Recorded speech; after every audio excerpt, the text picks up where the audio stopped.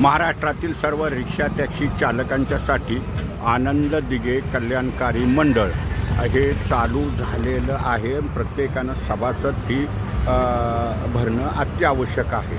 आता लवकरच आनंद दिघे कल्याणकारी मंडळाची लिंक ही परिवहन विभागाच्या पोर्टलला होणार आहे. त्याच्यामुळं मग तुमचं कुठलंही परमिटचं काम होणार नाही बघा.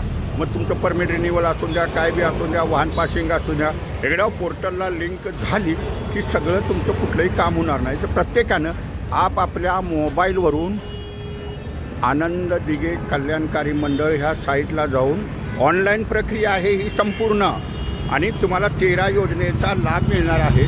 प्रत्येकानं आनंद दिघे कल्याणकारी मंडळाचे ऑनलाईननं फॉर्म भरा.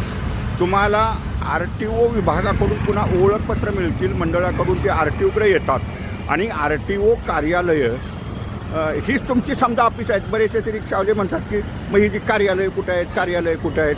हे आयुक्त कार्यालयातून ऑपरेट केलं जातं आणि RTOला लिंक असल्यामुळं संपूर्ण ऑनलाईन प्रक्रिया आहे. तुम्हाला कुठली जरी अर्ज भरताना वगैरे काय अडचण आली तर तुम्ही RTOच्या खिडकीवरती परमिट विभागात जाऊन तुमचा अर्ज भरा. 800 रुपये फी असते. त्यात 500 रुपये ही फाउंडर फी आणि ओळखपत्र, आणि वार्षिक वर्गणी ही 300 रुपये आहे. हे मात्र लक्षात ठेवा. तुम्ही मंडळाचे सभासद झाल्यानंतर तुम्हाला 13 योजनेतून लाभ मिळणार आहे. जबाबदारी तुमची आहे सभासद होण्याची. नाही तर ते असं होतं का तसं होतं का, कारण ही ऑनलाईन प्रक्रिया आहे हे मात्र लक्षात ठेवा. तुम्हाला कोण सांगणार नाही बघा.